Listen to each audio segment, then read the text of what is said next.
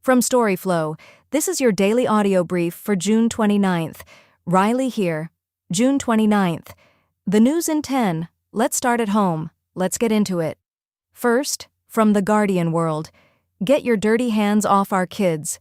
Fossil fuel industry's presence in schools and sports clubs sparks concern. Greens and David Pocock accuse industry of using programs and sponsorships to build social license, push for parliamentary inquiry, get our breaking news email, free app, or daily news podcast. The Greens and David Pocock have backed calls for a parliamentary inquiry into the alleged petro-grooming of children after an investigation exposed the extent of the fossil fuel sector's presence in schools, sports clubs, and other educational institutions. The Resources Minister, Madeleine King, has defended industry sponsorships of grassroots and elite sports and said it was fortunate so many company next. Second, from the Guardian world. Man charged with DV murder after allegedly shooting Gold Coast mother who could light up any room. Mallory Jane Roberts, 23, found with gunshot wounds on Sunday evening with her partner arrested at the home. A woman who died from gunshot wounds in an alleged domestic violence murder was a beautiful young mother who leaves behind a 2-year-old son. Emergency services were called to a home on Loder Street in the Gold Coast suburb of Bigera Waters in Queensland about 8 p.m. on Sunday. Continue reading. Up next. Third, from Bloomberg Top, China Tech ETF sees record inflow despite global chip sell-off. Chinese investors dumped a record sum into the communication devices ETF on Friday, even as the worldwide semiconductor market kept sliding. The fund, which tracks the country's hardware makers, saw fresh money that dwarfed any recent inflows, underscoring how domestic demand for those stocks stays surprisingly robust. That surge came despite the broader chip sell-off, hinting that Chinese buyers still see value in the companies that build the phones, routers, and other devices that keep the digital world humming. It also suggests a confidence boost for the local supply chain, which could help lift related shares even as the global market stays nervous. In short, the influx signals a homegrown appetite for hardware that's holding steady, offering a quiet counterpoint to the turbulence elsewhere in the tech sector. And then, fourth, from Bloomberg Top, Anthropic's Mythos 5, cleared by U.S. for wider use.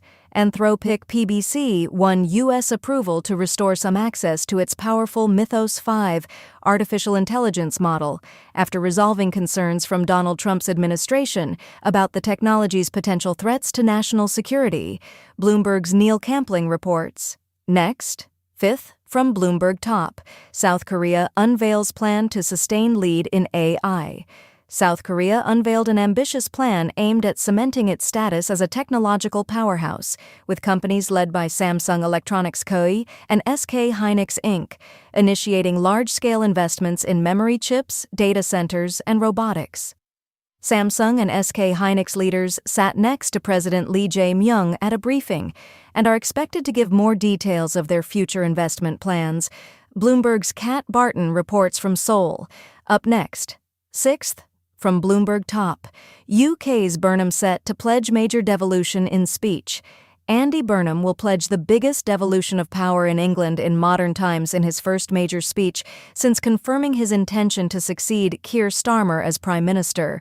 Bloomberg Opinion's Rosa Prince has a preview of the speech. Her views are her own. And then, seventh, from the Hindu Top, warm morning in Delhi continues with minimum at 31.1 degrees Celsius.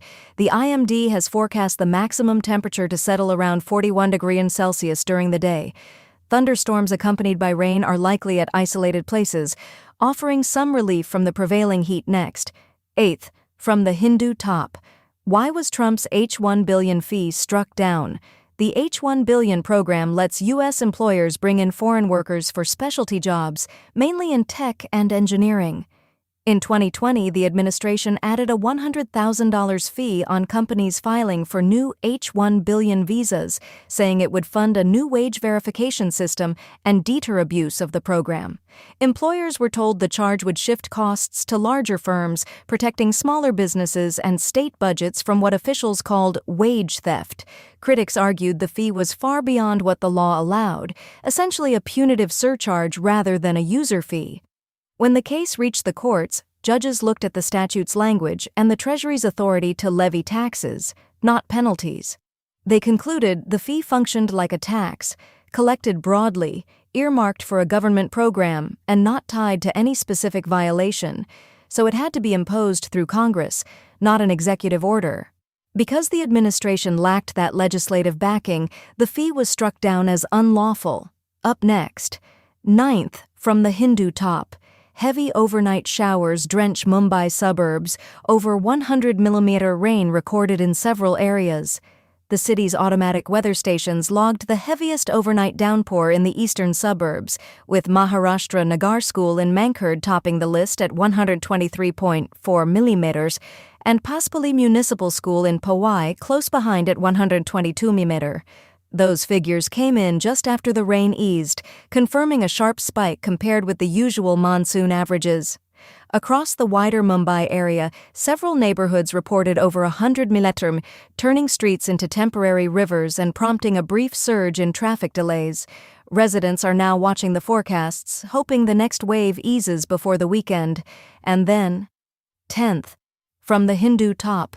Pakistan says carried out strikes along Afghanistan border, 29 militants killed.